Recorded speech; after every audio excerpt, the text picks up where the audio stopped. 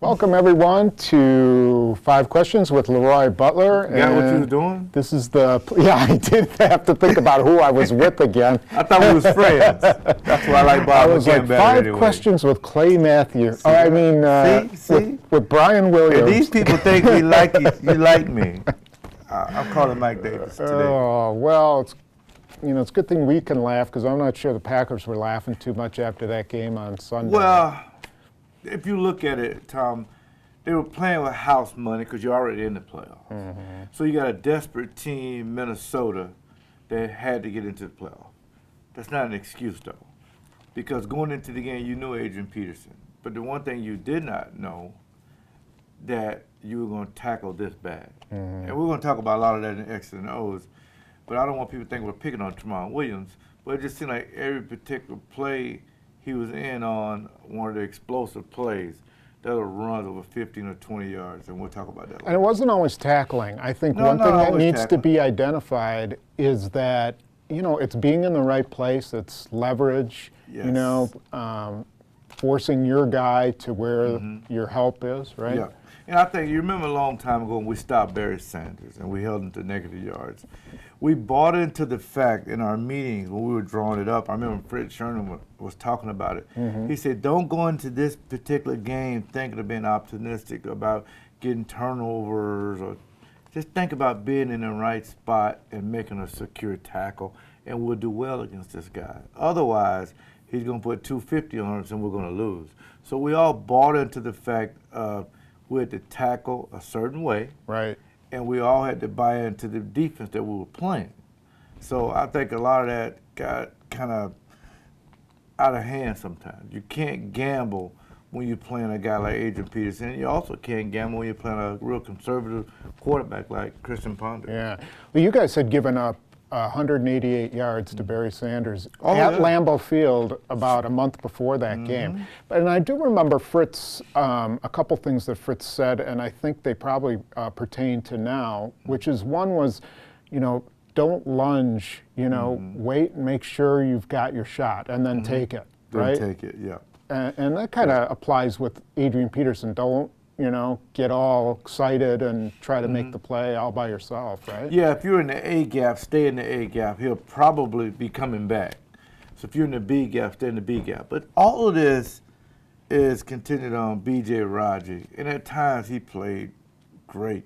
But if he can whip that center, what you don't want is Adrian Peterson in the secondary. Right. Keep him out of that secondary. I think if Pickett, B.J. Raji, C.J. Wilson, these guys can keep him off of 42, 43, 21, 22, 37, I think they have a good chance of stopping it. Except, there's times, they won't show this in X's and O's, but there were times when they did do that, and then he bounced it outside, and there was no contain on the outside, right? And that's the assumption. It's human nature, but that's the assumption that the other guy's going to get him. Yeah. So I choke my motor down a little. Right. But you got to always go there assuming that your brother needs help. It starts there. It starts in the middle. That's Absolutely. where it's got to start. Here's a question for you. Let's say you give Adrian Peterson his 200 yards, but in exchange you stop Christian Ponder from hitting that 65-yarder, or even the 3rd and 11, the couple of big plays. Do they win that game if they stop Christian Ponder from? Absolutely, Tom. He had 3 touchdown passes. He had a 122 rating. I think this time they beat him the second time in Lambeau Field, he had 210, Adrian Peterson. But they picked Christian Ponder off twice. Exactly. Both were in the red zone. Right. He tried to force it to Rudolph, number 82, tight end, picked off. He threw an interception in the end zone to stop a drive. Remember now, if Minnesota doesn't get those 2 turnovers, they may beat the They Packers. probably win. They probably the win, game. yeah. So this defense is predicated on getting turnovers. But with this particular team, just the basic fundamentals. Mike McCarthy talks about it all the time. Fundamentals. Make it a great tackle. We're going to show plays the guy tackle well. Some plays they did. You have to tackle Adrian Peterson in his torso to the football, and then you have to hold on. Yeah. He's not going to go down with, trying to body block him or arm tackle. It's not going to work. Let's talk about one very important guy returning, and that's Charles Woodson. Yeah. And we know he's going to play. He's going to start. We don't know exactly where he's going to play. I think I got an idea. Where do you think he's going to play? To simplify it, I would play him exclusively at safety, in the dime, the nickel, and the base. That way, Charles can fly around. He got fresh legs, although they may be old legs, but they're still fresh. Yeah.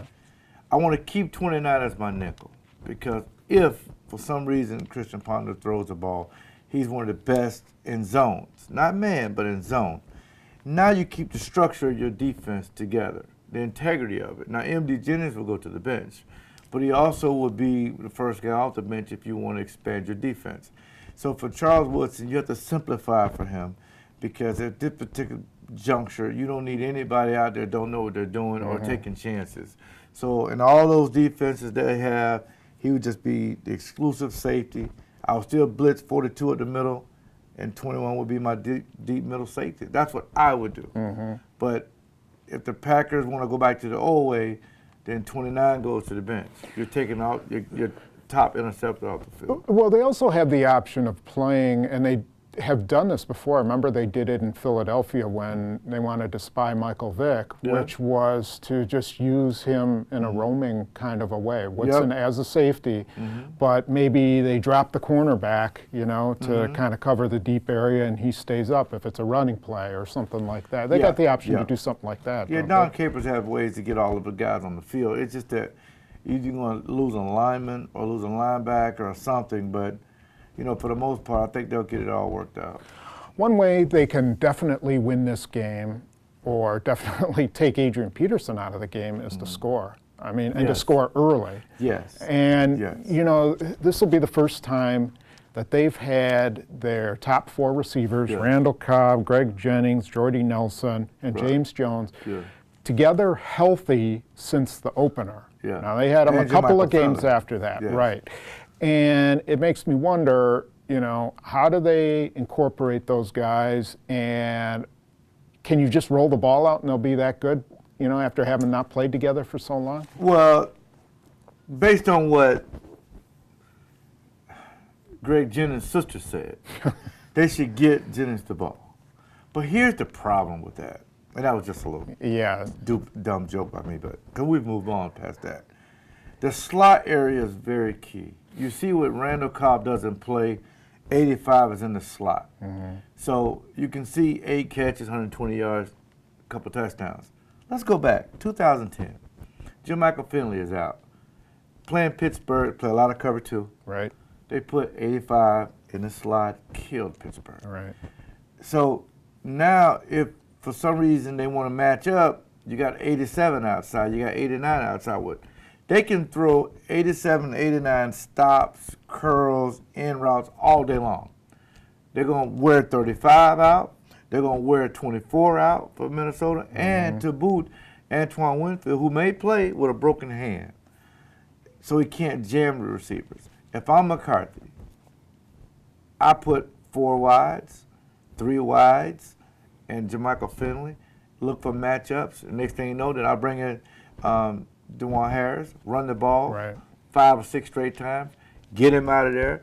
I'd bring Alex Green in there, throw some screens. I'd bring Ryan Grant in there, run it 4 or 5 times. I'd jump into 5 wides just to let this defense know every play I'm switching formation. And I run a lot of no huddle. Right. I will put the keys in number 12's hands and get out of the way. Yeah, I think, one thing they haven't explored is playing a little bit of spread with DeJuan Harris as the running back. Yes. So if they're just running draw plays with him and spreading the field out, it could be interesting to see what kind of running game, especially if the Vikings are in cover too, right? Absolutely. 2 things. He has to be good in protection. Right.